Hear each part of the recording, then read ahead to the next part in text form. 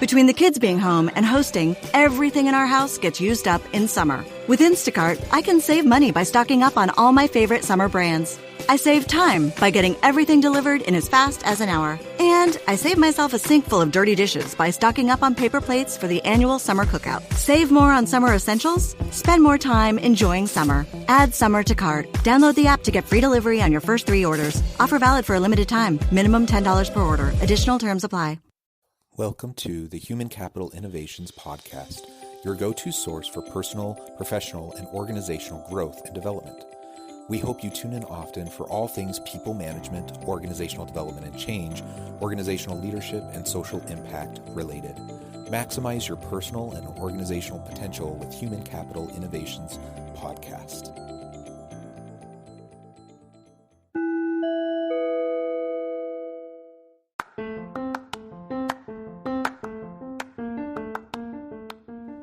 Welcome to the Human Capital Innovations Podcast.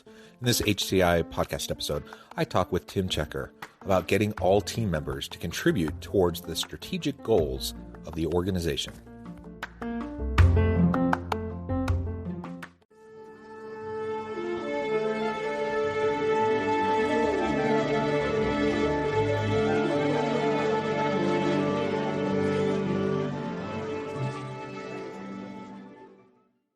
Tim Checker, welcome to the Human Capital Innovations Podcast. Hi, John. It's a pleasure to be here. It is a pleasure to be with you. I'm super excited to have a fun conversation today about strategic goals and organizations and really how we can utilize everyone on the team to contribute towards those goals. Now, that may sound obvious. Of course, we want alignment and we want everyone to contribute towards those goals. But that can be easier said than done. And people's attention gets drawn in different directions. And there's a lot of things that we can unintentionally do that will undermine our ability to have that alignment and to move everyone forward towards the strategic goals. So that's going to be the focus of our conversation today. As we get started, I wanted to share Tim's bio with everybody. Tim is a growth consultant who helps companies, entrepreneurs, and students achieve fast and consistent growth. Working with 17 startups to date, some of his best achievements include helping 2 startups receive 1.7 million euros in Horizon 2020 funding, increasing MRR of one startup from 80K to 300K in less than 18 months, and completing projects such as implementation of OKRs, building company dashboards, rebranding, and product launches. In addition to that, Tim's passion for helping people realize their potential to bring their ideas to life means that he also teaches bachelor's and master's programs at 2 universities. What a tremendous background, Tim. It's a pleasure to have you. And I also share the scholar practitioner kind of orientation. I love that. That's also part of your focus. Anything else you would like to share with listeners by way of your background or personal context before we dive on in? Yeah, sure, John. Thanks for asking. I mean, it's a funny background because I've tried a lot of things and I love to keep myself busy because if not, I think I'll go crazy. So I started really in sales, then I got to marketing, and then I did a bit of product and operations. That's why I called it growth. Not just because I do growth marketing or anything like that. It's more like growth consultancy. So operations, sales, product, and so on. And that's how I built my career until today. And just wanted to touch upon the academic stuff is I've given myself a 25% of my time to give back by teaching. That's kind of what I'm trying to do. Because I really do believe that, in my time, especially, education wasn't that good. Everything was very theory based, learn by heart, nothing practical. So I promised myself, I said, I'm going to try to give back by sharing everything that I know. Yeah, that's wonderful. And theory and conceptual stuff has its place, but you got to get past that, right? You got to get into application. And experiential learning is really, research has shown that's the best way to learn material, is to just practice by doing. And so matching up the theory and practice with actual experience and application is the key. And that means we need people that aren't just ivory tower scholars teaching, but we need people with actual practitioner experience also teaching. That's wonderful. It's very generous of you. Part-time teachers don't make very much. And absolutely. Yeah. And I actually don't know what you make at your institutions. But I suspect, my experience has been part-time professors don't make a whole lot. So it really is an attitude of giving back, right, and paying forward. And so I really appreciate that. Thank you. No, John, it's really because it's not even the money at all. It's like those young minds. I get amazing interns. I get really nice people to learn from as well, right? So when I teach masters, especially, I do a bit of bachelor's, but mainly master's degrees. I learn so much myself. So it's kind of win-win situation, right? I'm teaching whatever I know, or I'm giving whatever I know, and I'm getting from their creative young minds or different angles, and that really keeps me moving forward every day. So I absolutely love it. Yeah, cool. And I love that too. That's the same reason I love teaching, why I wanted to get into teaching as well. All right, Tim. So as we launch on into this area of focus for our conversation today, why don't we frame up first the importance? I mean, maybe it's obvious, but the importance of having an alignment of strategic goals for the organization. You do a lot of growth consulting. Why is it important to have that kind of strategic mindset as a foundation? And then we can get into talking about how to align our people to move towards that together. Yeah, I mean, you say it sounds obvious, but it does sound obvious in the beginning.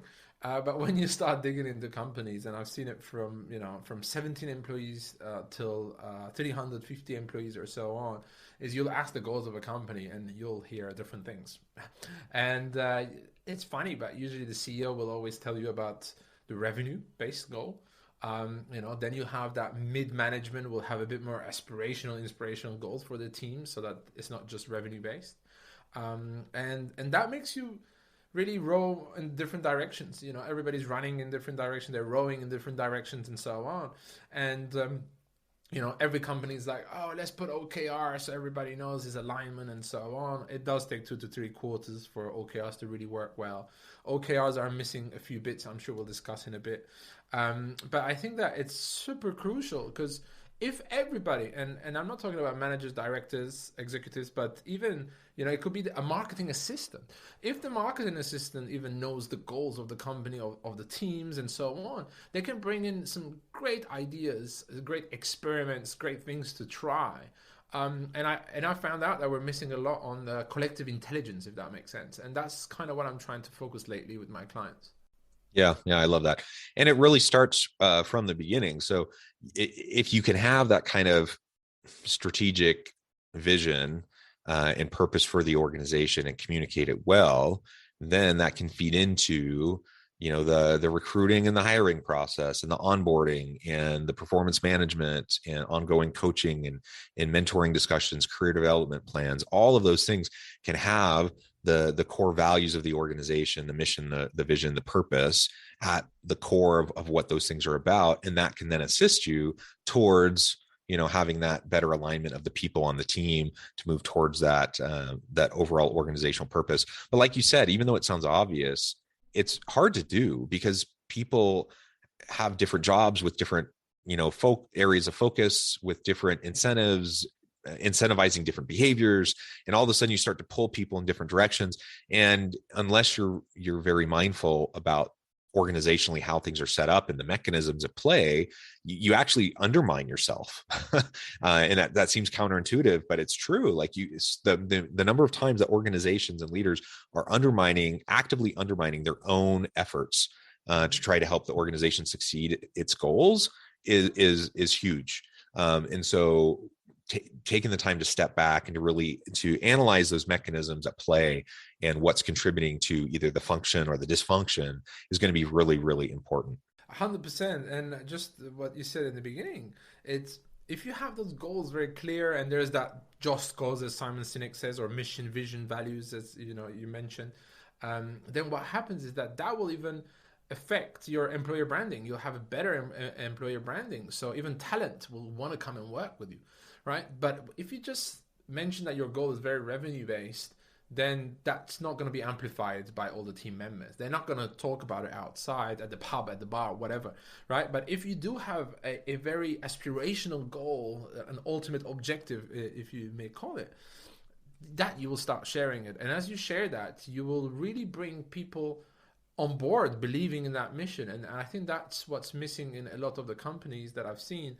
The companies that are growing very fast, usually they are very mission-driven companies, and they're very vocal about their mission. And that mission is never about a revenue. The revenue will come. If you do achieve that mission, the revenue, the money comes with it. This is what we need to realize. It's if we keep just focusing money, then we're obsessed about that, and we're not solving that problem that that company was created for. So I always say it, and I'm just going to say it now. It's, be obsessed about that problem that you're trying to solve, and the rest will come in hand. It will come together on its own. Yeah. You exist for a reason. You're providing some sort of value to the marketplace through various products or services or both. And you need to be relentless about providing value to the market and having a good customer experience. And if you're focused merely on the bottom line revenues, you're going to forget about a lot of other really important things that are actually the very cause and the drivers of that revenue. 100%. And I think I love what you said, the customer experience. This is, it's not a new trend. It should have been done for forever, but it's sadly becoming a little bit of a new trend, isn't it? Customer experience and so on. And to be honest with you, it's like I've seen the difference in the last 3 years, even from certain clients that I still talk to or I still do some kind of work again. It's their mindset has shifted a lot from, let's close deals to let's fix problems for these clients. And when that happens, I've seen these companies, go through a round of investment much quicker. Their customers love what they do, and that becomes a new channel, isn't it? It just amplifies it. The customers talk to others and so on. And it's not a linear channel anymore. It becomes a bit of a loop. You get one client talk to another, they talk to somebody else, they bring another client, and then you've built a lead generation machine by not actually focusing on the lead generation machine, by focusing on the experience of those customers, and I think that 2022, we're going to see this more and more. Yeah, I think so too. So that's wonderful. So with all of that in mind, then I think that's a really strong foundation for where I want to go with the rest of the discussion. So now what do we really do about getting all team members on board, bought in to actually contribute towards this shared vision, this shared strategic goal and purpose of the organization? Because certainly, as we've already discussed, it's not a given that your organization is going to have a clear strategic purpose that everyone understands. But let's just say, for discussion's sake, that is in place. We've already done that. That's hard enough work alone, but we've already done that. So now how do we get everyone on board? Well, yeah, if you have that, like we do that Just Cause mission and so on, and we forget about it. We're like, okay, we've done that exercise, we know our purpose, and we just put it, in a document almost, and we file it and we close it. We don't live it every day. So what I do recommend, it's having that workplace, like it could be a tool like Notion, right?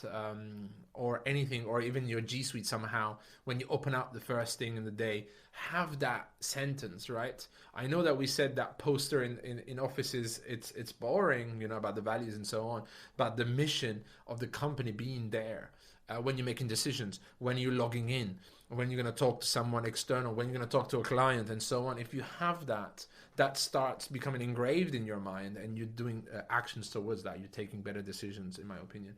And what happens a lot is that when you have this ultimate objective, Just Cause mission and so on, is people, companies usually go for OKRs, right? Objectives and key results.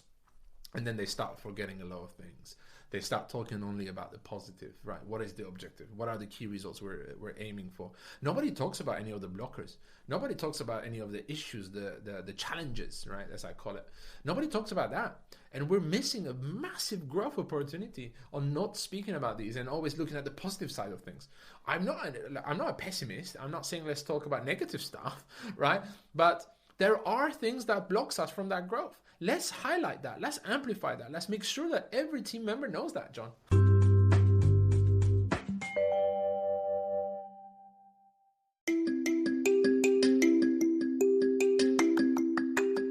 I'm excited to announce the publication of my new book from HCI Press, Bluer Than Indigo Leadership: The Journey of Becoming a Truly Remarkable Leader.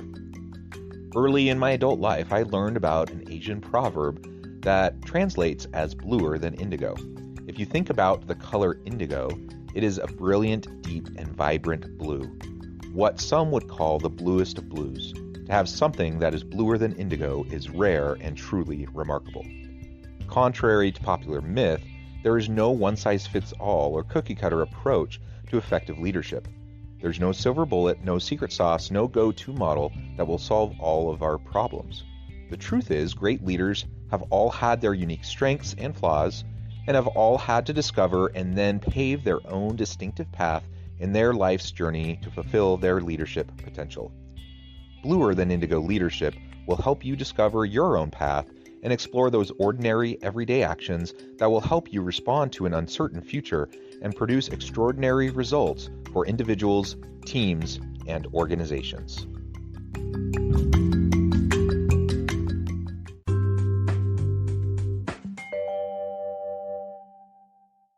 Yeah, and we can't put our head in the sand, right? And I've been in organizations like that too. And like, I get it. I want to have a positive development oriented culture. And if all we're ever doing is pointing out problems and never working towards fixing things, that can really weigh you down, right? And that's not what we're talking about, though. We're talking about just having a psychologically safe environment where people can actually speak up and speak out about the very real problems that they see, things that are undermining and blocking the success of the organization. And so rather than labeling someone as a dissident because they are, challenging somebody or because they're pointing something out, we can acknowledge that and we can and applaud it and say, yeah, thank you. Now, what are we going to do about it? And then you can start to creatively work towards a solution, just like you would do for your customers, right? You try to recognize the problem, work towards a solution. Same thing within our organizations as we see these blockers, as you mentioned. I love what you said there, John. You said thank you, like we know the problem. If we know the problem, then everybody else can contribute an idea. They can contribute a solution. They can contribute, an experiment. They can contribute something that they believe in that can be tested or so on. But if we don't talk about it and we take this challenge on our own, and then we're in our desk and we're trying to fix this, 2-3 days we're trying to fix this problem or this challenge or whatever you want to call it, right? I don't want to be negative on it, but it's an issue, it's a challenge. We are the only mind thinking about this. Right? We're the only brain thinking about this. The second that we highlight that and we amplify that in a company, and you have all your team members seeing that, suddenly this is where collective intelligence gets tapped into. Right? Suddenly, a marketing challenge can be fixed by a finance person because they had an idea and they have a completely new angle. And sorry, but this is why I get paid as a consultant, right? Is to have that new, fresh angle that because you have the tunnel vision a little bit. This is why we pay consultants a lot of money, right? For us to come fresh, we don't know exactly what your company has been doing every day, but we can see those problems and we can highlight it and amplify them for you. And you're like, oh, wow, we didn't think about that, right? But maybe some of your other team members might have thought about or the challenge itself or the solution as well, right? So I think it's really being transparent, not just on the positive side, but on the blockers, on the challenges, issues, and watch your growth, because this is why you have all these team members. This is why you hired them, because they are intelligent. They have a vision themselves for certain things. And please, make sure that you're listening to every team member. And that's what I've given myself another mission is, how can I highlight and how can I amplify collective intelligence in companies? How can I help them grow with what they already have, which is their team members' intelligence? Yeah, I love it.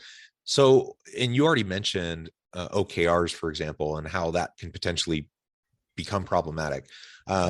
Let's unpack that a little bit. And then also if there's other blockers, as you've defined them, or if there's other common blockers that you see over and over and over again, maybe we can explore those a little bit too. So, OKRs are great. They were designed by an Intel a while ago. Google took him, and it became a huge topic, didn't it? There's a great book about it, Measure What Matters, that I do recommend for everybody to read for goal setting. But I think we didn't innovate on OKRs. We kept it there. And what happens is objectives, key results. Again, super positive. I've met someone that was using a different template, and I loved it. It was more objectives, purpose, key results, initiatives, and blockers, right? So they took OKR, so they still put the objective and the key result, but in the middle they put purpose. Why do it? And then they put initiatives to understand the priorities and so on, and to tap into collective intelligence, right? The initiatives is where people can bring some initiatives and so on, but they've also said what stands in our way, right? The blockers.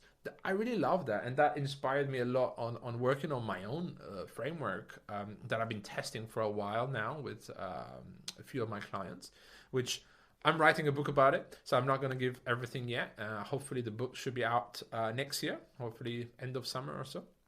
And that's basically what I call the GCO frameworks: goals, challenges, and opportunities.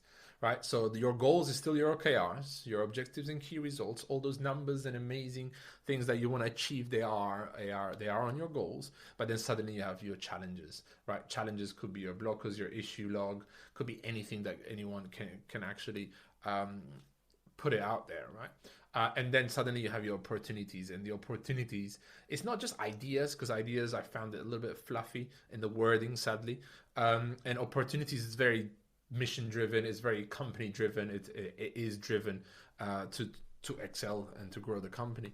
So I've been working on this GCO framework by taking certain frameworks that I already know, issue logs, OKRs, ideation sessions, and design sprints, and so on, and I'm trying to simplify them in something that is very obvious, and that we can start documenting about our challenges, and then let everybody else come on to opportunities from the team members.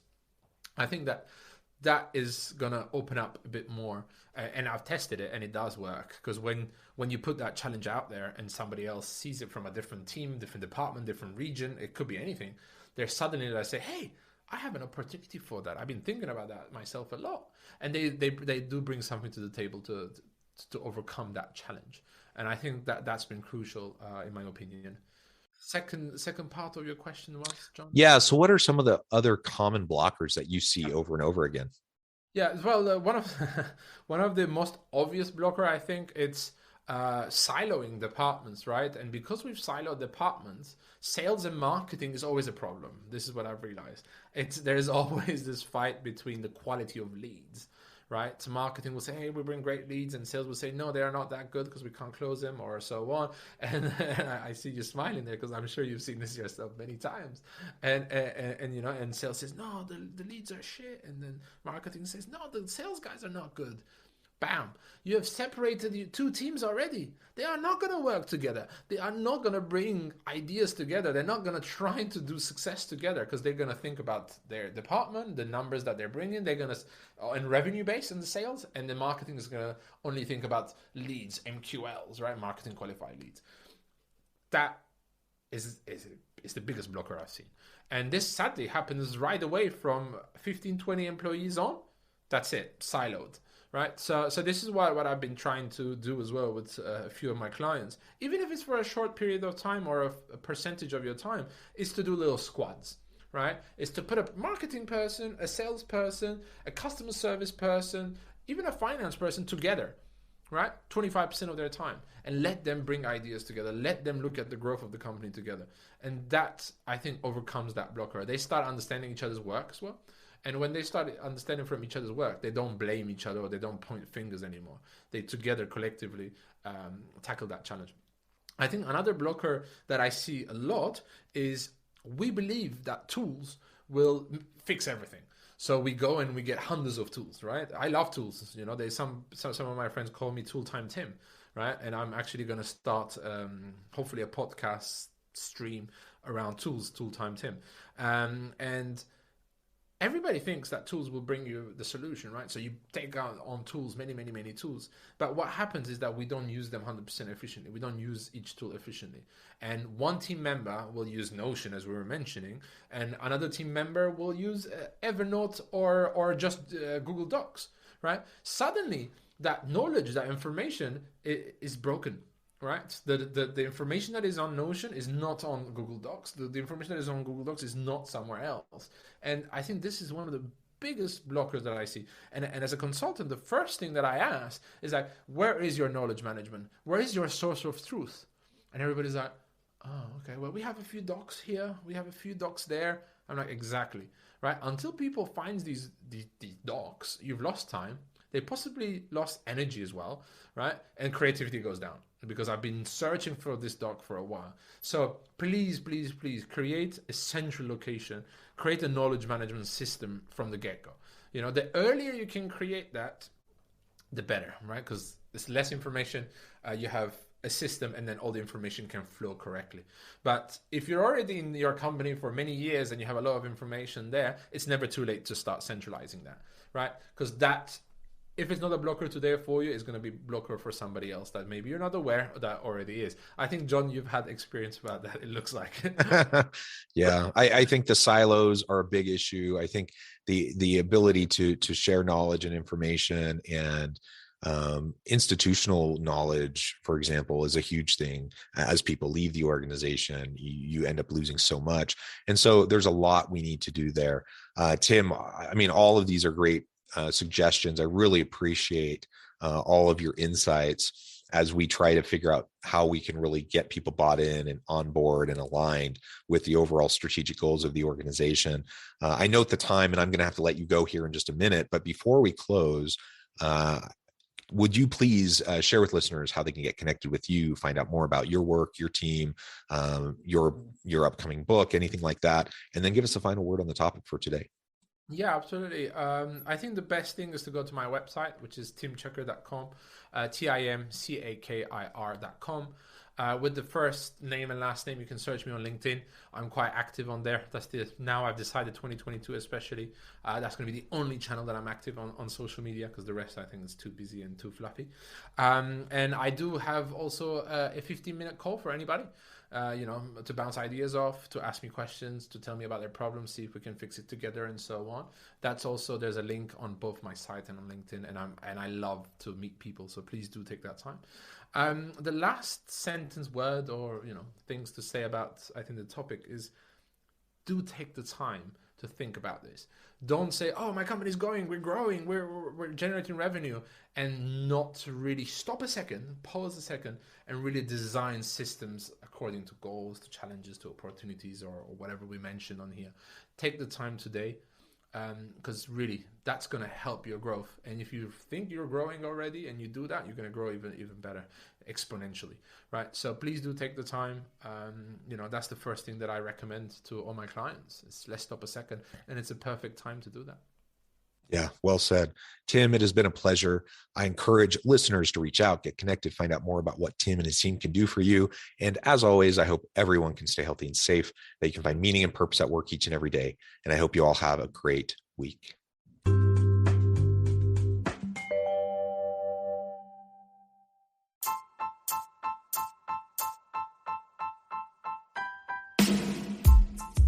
The alchemy of truly remarkable leadership.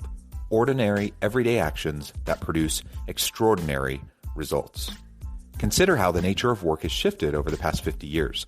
With increased globalization, rapid technological advancement, and the shift in economic composition, the average job of today looks very different than the average job of 50 years ago. What will the jobs and organizations of tomorrow look like?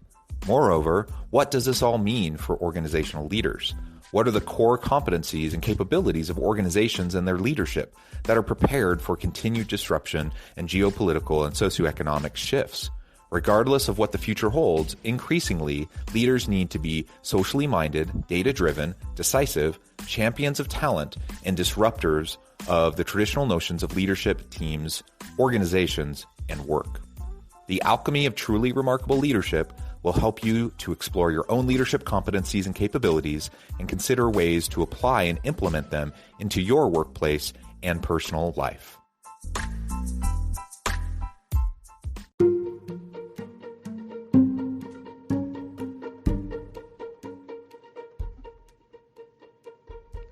Check out Human Capital Innovations magazine, Human Capital Leadership. Human Capital Leadership is a free, interactive e-magazine with the mission to help individuals, leaders, and organizations find innovative approaches to maximize their human capital potential. We publish issues quarterly in August, November, February, and May. Take a look at the latest issue and let us know what you think.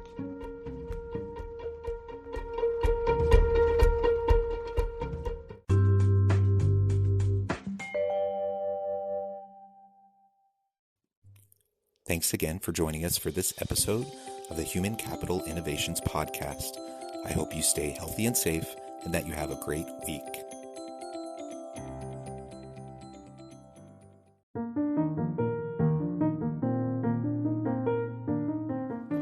Check out our new weekly LinkedIn newsletter, Alchemizing Human Capital, exploring industry trends via original research and interviews with executives and thought leaders from across the globe. We look forward to having you join us.